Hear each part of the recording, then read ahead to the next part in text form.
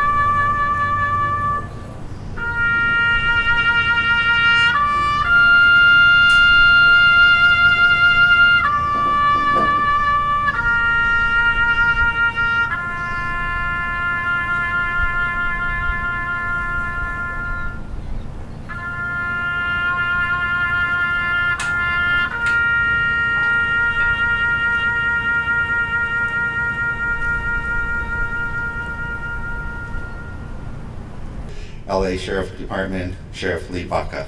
9/11 is etched in the memory of every one of us who was able to see what occurred in that fateful day in 2001, where not only was the nation's capital attacked, the Pentagon particularly, there was an effort to attack the Capitol, of which heroic men and women inside that fateful airplane were able to commandeer a plan and put it forward and interrupt what would have been death to the Capitol, but instead these heroes took death to themselves and crashed that plane in the field of Pennsylvania. And of course the World Trade Center, we all witnessed perhaps the most horrific tragedy so publicly that one could ever hope to imagine, where innocent people, hardworking Americans seeking to find a better life and support their families and start a career and end a career, but what we all saw were individuals who chose death either through fire, which they couldn't choose at all, or choose the death by jumping off of 100-story buildings to their deaths. All this will never be forgotten by any of us who were witnessing what was occurring on our televisions, fixated, horrified, stunned. This is not happening, this is not real. But sadly, it is real. So never forgetting is why we're here today, and I want to share with you a few other more personal anecdotes. I was on my way to Washington, D.C. that morning with the Board of Supervisors to lobby for more funds for health care and public safety and other important issues that government provides. And as a result, we were turned away because of what occurred, and we went immediately to the Emergency Operations Center for the County of Los Angeles, which has connectivity with the Emergency Operations Center here in Hawthorne and all the 88 cities in the county. And assembled the leaders from the city of Los Angeles, Mayor Hahn and others, to come to the Emergency Operations Center because we were on alert. We don't know what other planes might have been commandeered. As you know, 3 of the airplanes were headed for Los Angeles, so there was obviously a connection that was close.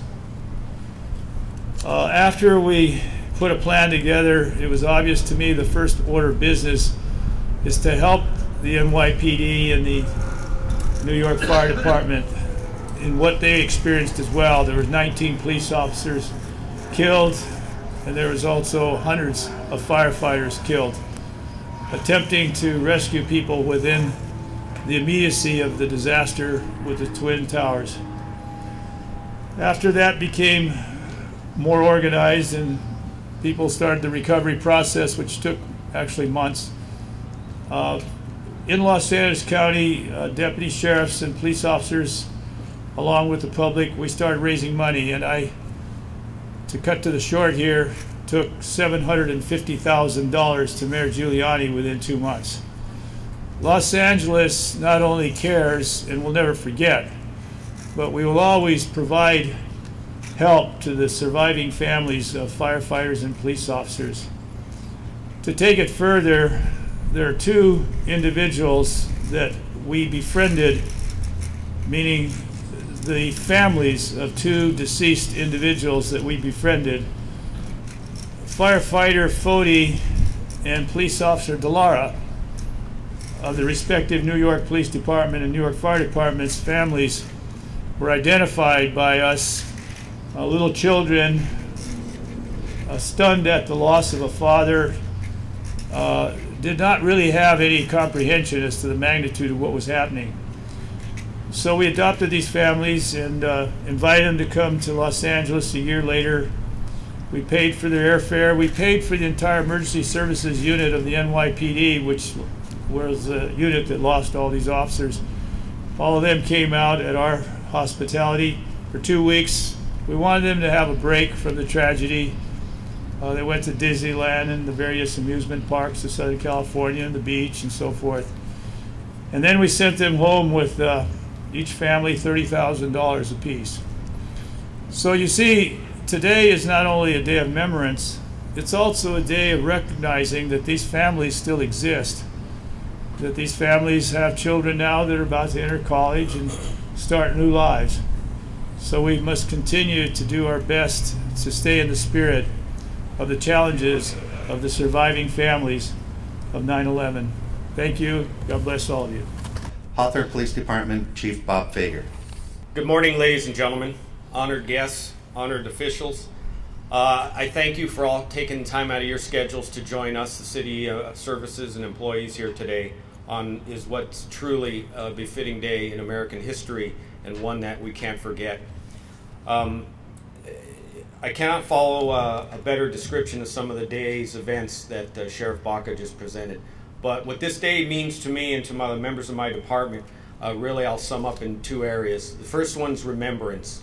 It's remembrance to the victims that lost their lives that day. The innocent civilian people, both in the New York area, the Pentagon, and the fields of Pennsylvania. It's to the over 400 public safety employees who lost their lives that day doing what they get paid to do. in such heroic fashion. However, that's the calling that we undertake, but we always pray you don't have to cash in. And it's remembrance of the families who've suffered losses because of those days and continue to do so for the rest of their lives. It's also a remembrance for me, on behalf of my department, for all those who serve in the military, active and veterans of the past, who fight the fight on different fronts and keep that protection secure, so that it is 11 years since that last horrific tragedy, and that wasn't the beginning of several that followed. That's a constant reminder, and it's a constant duty that a lot of people undertake 24 hours a day, every day of the year. And then the second half of my words to you is about vigilance. It's about never forgetting that that could happen again. It's about never forgetting that there are people in this world who get up every day and wish to do that, if not worse, to people in this country, and make a spectacle based on their own beliefs or assumed systems. And it's the vigilance there that I ask all of you to join us and basically invoke in your life. If you see something that's not right, say something. That's what it takes. That's where prevention's the key. And the last thing I'll leave you with is my personal respect and honor for all the employees you see behind you, my fine officers, your police department, your fire department standing behind me, for the work they do day in and day out. It might not have, at times, the magnitude of spectacle or of notoriety of what happened on 9/11, but it absolutely is the fine line that allows you to be standing out here fearful of nothing today. So I wish you the best. God bless you. At this time, I'd like to call up Colonel McNeil from the LA Air Force Base.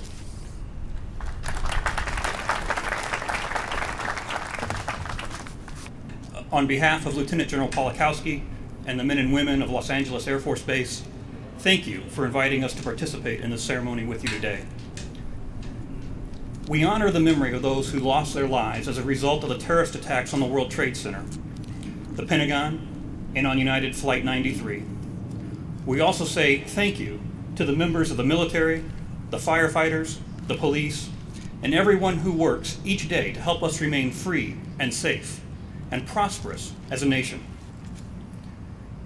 It was a Tuesday morning, not unlike this morning, 11 years ago, when we heard our country had been attacked, not in some faraway corner of the world, but in our nation's capital and in New York City. After learning of the attacks and taking some time to grasp the magnitude of the events, we each had our own personal reactions. But nationally, we united together as one people and one country. No longer did our political differences matter. Racial differences were set aside, and we were united in purpose. That purpose to remember those who had died, to help those who were suffering, and to hold those responsible accountable. As we pause to remember that day 11 years ago, let us renew our commitment to that purpose. We remember those who died, and we honor their memory.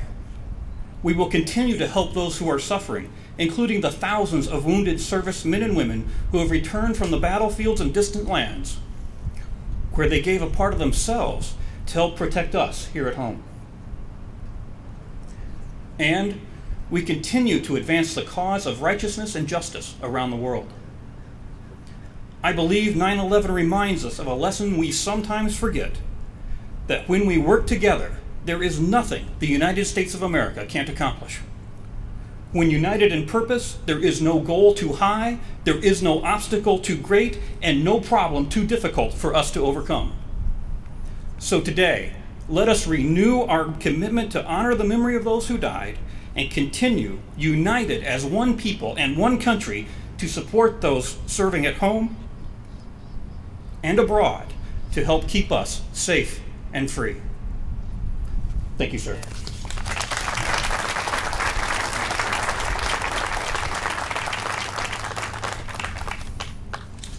Thank you very much, Colonel. At this time, I'd like to call up State Senator Rod Wright. You know, in the old days in churches, we used to always say that freedom ain't free. And that still remains the case.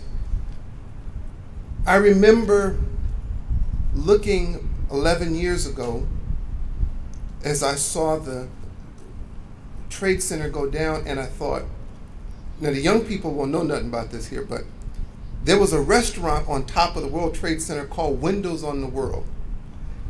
It actually was one of the best restaurants in the world. Aside from the view that you had of Manhattan, it was a fabulous restaurant.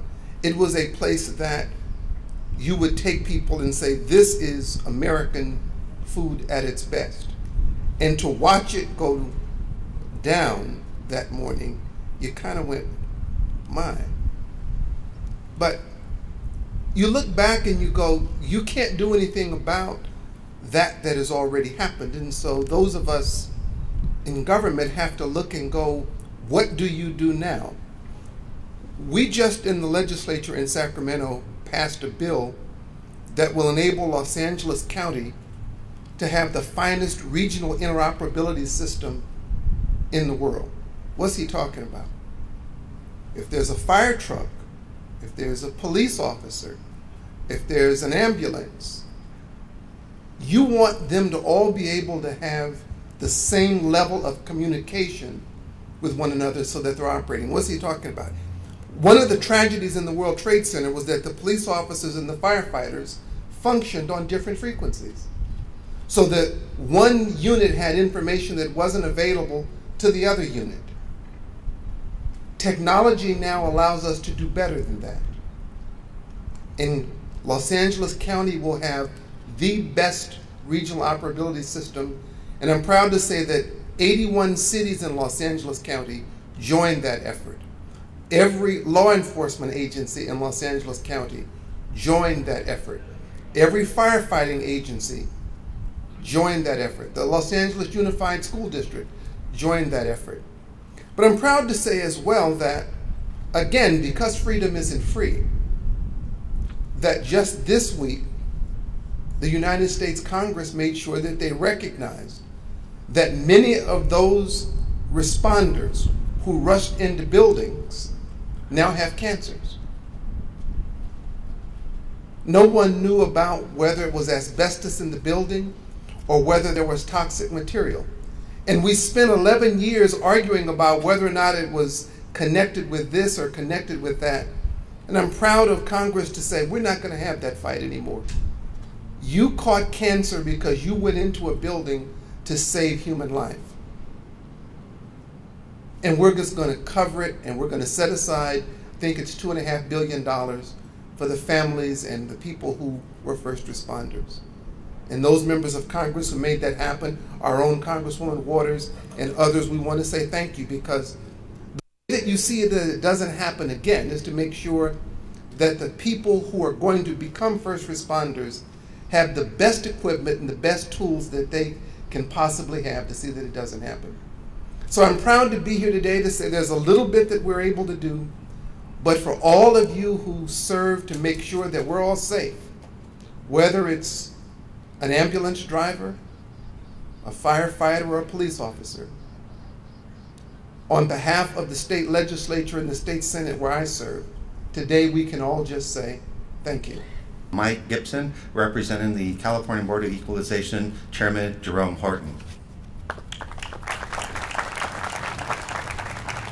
First of all, I give reverence to God, who's truly the head of my life, to the mayor of this great city, to the mayor pro tem, the council members who serve the great people of Hawthorne, California. And we're grateful to be here today to lock arms with each and every one of you as we reflect back on what tragedy took place 11 years ago, 9/11. I remember, Mr. Mayor, distinctively where I was at. And some of you remember where you were at during that time when you heard the news on the radio or television, or where you got the phone call. We all was in horror. We all was in disbelief. We could not believe there was an attack on the United States of America. And then when we saw the first responders, the men and women in uniform who rushed into the building to save the lives and to help preserve lives, we stand up today to say thank you very much. We say thank you to those family members who who sent off their loved ones and said goodbye for the final time. We say thank you very much for allowing us to reflect back on all that they have done for the United States of America. And we salute every man and woman that's under the sound of my voice in uniform today. My mother, Mr. Mayor, always said, and I'll close on this note, son, if anyone ever gives you anything, if they ever do anything for you, you say thank you. We say thank you today to the men and women in uniform. Can we put our hands together and give the men and women in uniform a round of applause? Oh, you can do better than that. I know you can. Come on, somebody. We appreciate each and every one who sacrificed your lives, even on the streets in the county of Los Angeles, day in and day out. We say thank you for protecting us. As we sleep and slumber at home, you're out on the streets protecting us, responding to 911 calls. We say thank you very much, and God bless you all. We have Assistant Fire Chief Barry Nugent. Thank you very much for having us here, and thank you for showing up to honor those who lost their lives on 9/11. You know, we remember those days here 11 years ago, what occurred. On the back of my personal car, I have a insignia, and it says, "We will never forget," and I have the date, 9/11/2001. And we remember the 19 terrorists that purposely decided to do something that was so horrific in this country, that was premeditated. Two of them piloted a plane into the North and South Tower on 9/11 of the World Trade Center. And within 2 hours, those towers were down and 3,000 people were dead. Simultaneously, another plane was piloted by one of those terrorists, and it went into the Pentagon. 125 people were dead. There was another plane slated to go to the Capitol, and as the sheriff mentioned, it went down through the heroic efforts of the people on board in Shanksville, Pennsylvania. On all of those airlines, there were 246 people, and they all died. There were 2,000 first responders that were injured in the events of that day and trying to help other people. 343 firefighters died, 23 police officers from the New York Fire Department, 39 or 37 Port Authority officers, 15 EMTs. They all died on that day, and we remember them today. And it's good for us to remember that. And we all have vivid ideas, and we can think back on that day, on what occurred. And we ponder that. And I think back not on the specifics of what happened that day, but in the month that followed, LA County Fire Department sent 80 people to New York. We actually went on our own dime to just stand with other members of the fire department. Not knowing what we were going to do, I spent the time at 12 funerals and wakes. And I remember the silence in a few specific instances. One was one of the funerals that we had for a battalion chief that died in one of the towers. And they had the procession, and they had just finished with the bagpipes, and we're all standing at attention.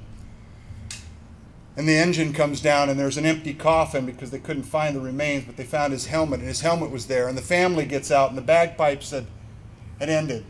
It was on a day similar to today. There was sun, a little bit of wind flowing. And we're all standing in attention. And there's an eerie silence as the family gets out of the limousine. And the thing I remember is the little girl that says, "I want my daddy back." And even today, when I think of that, when I think of 9/11, I can hear her voice, the anguish in her voice, the pain in her voice, of her father being taken away senselessly. We were at Ground Zero shortly after that particular funeral. And there was another silence as every single worker stopped work. The metal workers, the iron workers, the construction workers, the firefighters, the police officers, everybody that was working on the pile, they stopped work because they found a firefighter. There was a complete silence. And as we walked back after that, after they had taken that individual into the temporary morgue, we were walking back, and it was probably an hour later, and we were just walking single file, and there weren't a lot of people saying anything, and there were New York firefighters walking by us, 6 of them.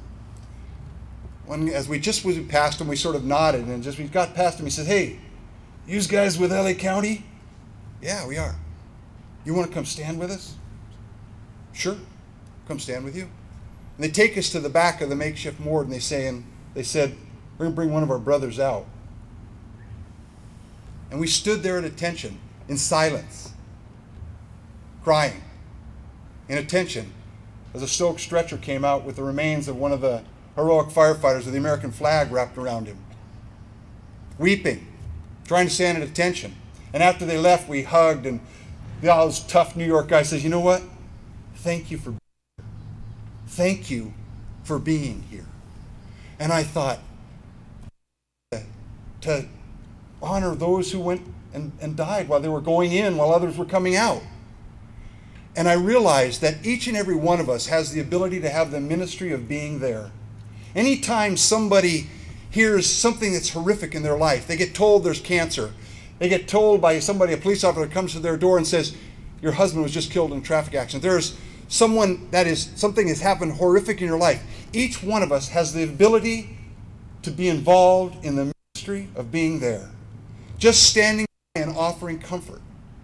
And so I'd like to just encourage you, by this time that we remember today, that if you have opportunity to stand with somebody who has experienced something horrific, something tragic, something that has rocked their world, stand with them.